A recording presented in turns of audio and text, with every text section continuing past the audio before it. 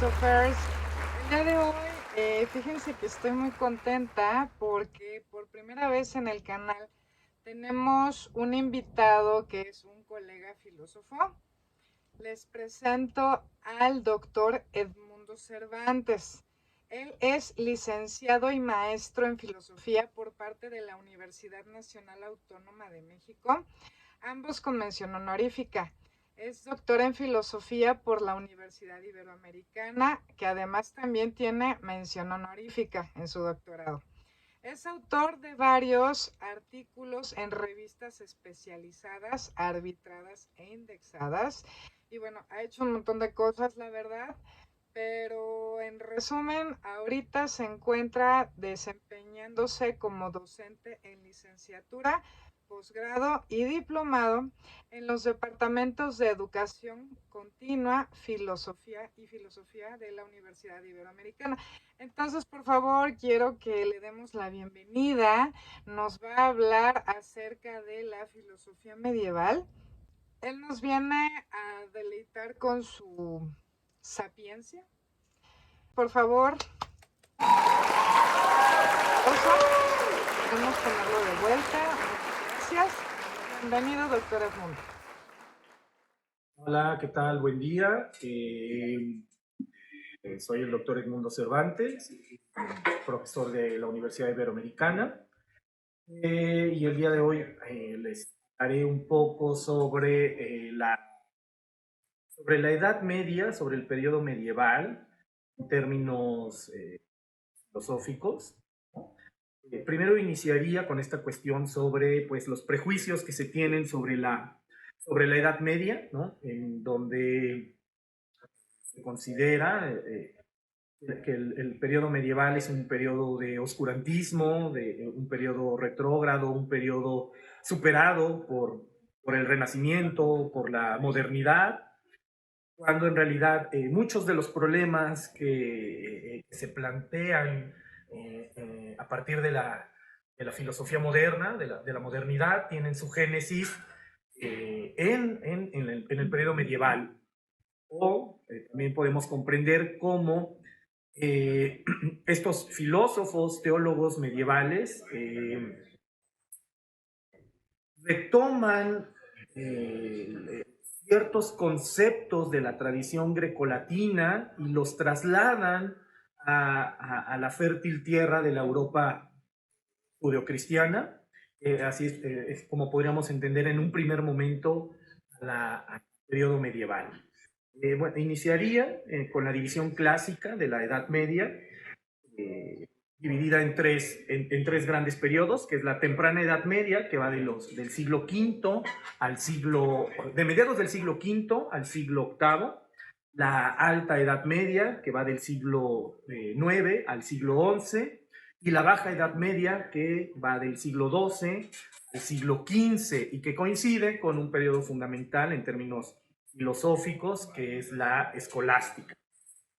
Como antecedentes de la filosofía medieval, podríamos considerar la patrística, que es este periodo, el periodo patrístico abarca del siglo II hasta el siglo VIII, es decir, la patrística se enmarca todavía en la antigüedad, en los tiempos del Bajo Imperio Romano, hasta ya entrado el siglo VIII, ya periodo propiamente medieval.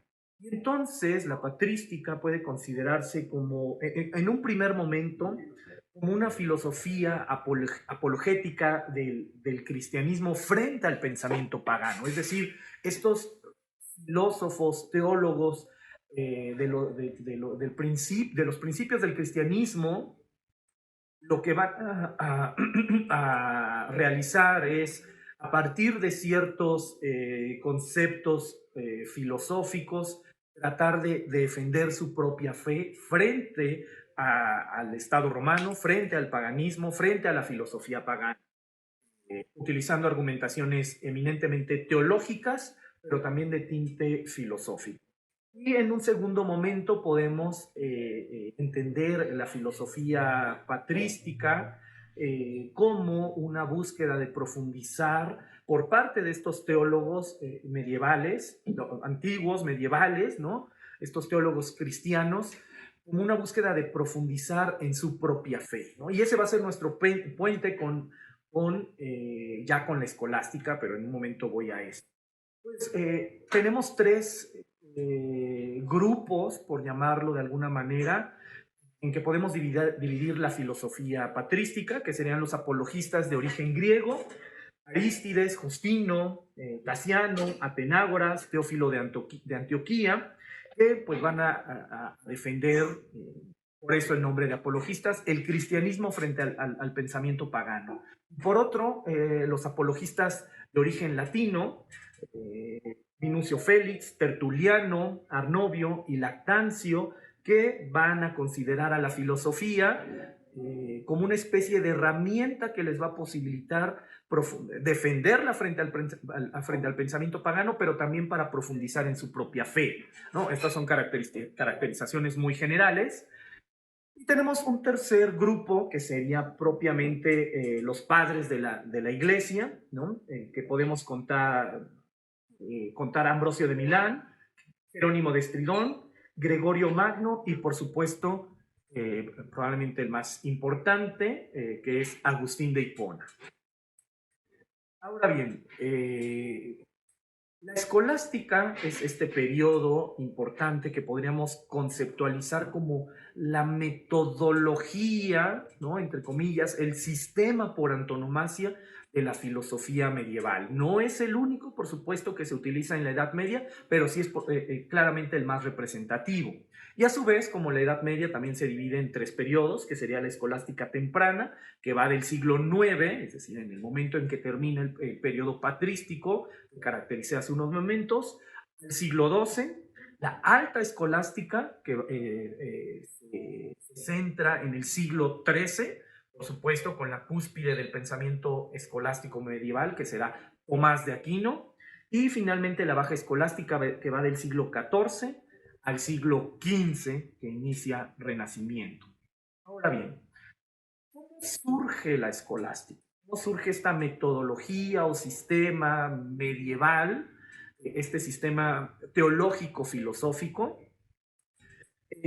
Los antecedentes más antiguos que podríamos considerar desde esta interpretación de la escolástica, pues inician con el imperio carolingio, con el renacimiento carolingio, centrado en la figura del emperador Carlomagno, que a pesar de ser una persona analfabeta, trató de salvaguardar todo el conocimiento de su época, y en el año 781 de nuestra era posibilita la fundación de la Escuela Palatina, o la Escuela de Palacio, la escuela que estaba junto al palacio del emperador, lo que va a dar pie posteriormente, durante este periodo medieval, a dos escuelas importantes, que son las escuelas monacales y las escuelas catedralicias. Las escuelas monacales, que pues se encontraban junto a los monasterios, bajo la autoridad de un abad, se centraban en la conservación, transcripción y transmisión de las escasas fuentes paganas, ¿no? Algo que es posible ver por ejemplo, en la película del Nombre de la Rosa, donde vemos el scriptorium, a estos monjes medievales transcribiendo, traduciendo estos textos medievales. Y por otro, las escuelas catedralicias o episcopales, ¿no? Que se hallaban a un lado de la catedral y bajo la supervisión de un obispo. En estas escuelas, pues instruía a sacerdotes y a funcionarios para ocupar cargos públicos. Estas escuelas, la escuela palatina, la escuela de palacio, las escuelas catedralicias y las escuelas monacales, van a tener su cúspide, su pináculo en lo que es las famosas universidades medievales, que surgen a partir de los siglos XII, XIII aproximadamente, que pues como siguen siéndolo actualmente, son centros intelectuales, centros de búsqueda de universalización del saber, y pues a partir del siglo XIII vamos a encontrar a las grandes universidades como son París, Bolonia, Salerno y la Escuela de Traductores de Toledo, que va a ser importante para la transmisión de los textos de origen, las traducciones de origen árabe al latín. Estas universidades se estructuraban particularmente en cuatro facultades, que era la Facultad de Teología, más importante claramente en el periodo medieval, la Facultad de Derecho, la Facultad de Medicina y la Facultad de Artes. Aquí debemos entender artes no como expresiones artísticas, no arte como nosotros podríamos entender arte, sino la Facultad de Artes se refería a las 7 artes liberales, es decir, al trivium y al quadrivium, que representaban pues el saber más fundamental de aquella época. El trivium integraba lo que era la gramática, la retórica y la dialéctica. Y el quadrivium integraba lo que es la aritmética, la geometría, la astronomía y el lenguaje de las musas, que es la música. Ahora bien, en el contexto medieval, ¿cómo podríamos entender la filosofía? Pues la filosofía ya hasta Tomás, que es en el siglo XIII, tenía una connotación peyorativa, porque filosofía representaba un pensamiento pagano, pero podía entenderse la filosofía como una disciplina poco estudiada o estudiada tangencialmente, únicamente en su relación con la teología. Y precisamente la filosofía escolástica puede entenderse como ese momento en que se transiciona de la mera fe al entendimiento, o expresado de mejor manera, en el momento en que estos teólogos, filósofos medievales buscan profundizar en su propia fe, esta transición de la fe a la razón, ahí surge propiamente lo que se podría considerar la escolástica, es decir, es una interpretación, claro, pero este proceso de transición de la mera fe, es decir, son teólogos cristianos, habrá judíos, habrá musulmanes, claro, pero que no buscan cuestionar su propia fe, sino lo que pretenden es profundizar a través de la filosofía en los misterios de la teología, es decir, a través de la razón natural, profundizar o explicar la razón sobrenatural, la razón eminentemente teológica. Ahí podríamos entender propiamente la filosofía escolástica. Como había dicho hace un momento, a partir de la llegada de las traducciones árabes del al-andaluz a la Europa cristiana, recordemos el imperio árabe o al-andaluz va a ser geográficamente un espacio importante, ¿no? Que va a ocupar desde Medio Oriente, norte de África, hasta la península ibérica, donde se va a encontrar la Escuela de Traductores de Toledo, donde se van a ir recibiendo, ¿no?, en todo este viaje geográfico estas traducciones que pasaron del griego al árabe y finalmente al latín. Y en este contexto del siglo XIII, periodo ya medieval,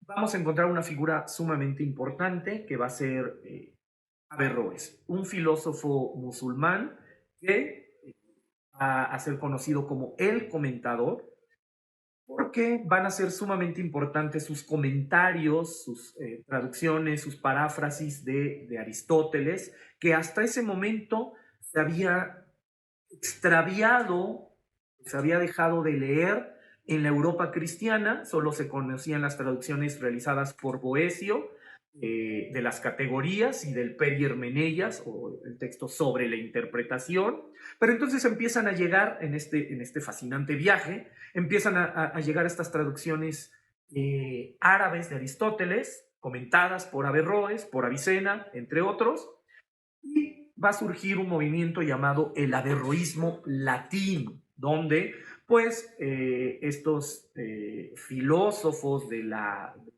Facultad de Artes pues se van a enfrentar a los teólogos de la Facultad de Teología solicitando, exigiendo pues la lectura de estos textos que a los teólogos por supuesto van a ver un poco peligroso, tomando en cuenta que Aristóteles es un filósofo naturalista con concepciones muy distintas a las cristianas, es decir, conceptos como la resurrección, la inmortalidad del alma, la creación del mundo, entre otros, pues no van a ser muy compatibles con el naturalismo aristotélico. Y comentados, por supuesto, por un filósofo hereje, ¿no? Musulmán, que es Averroes.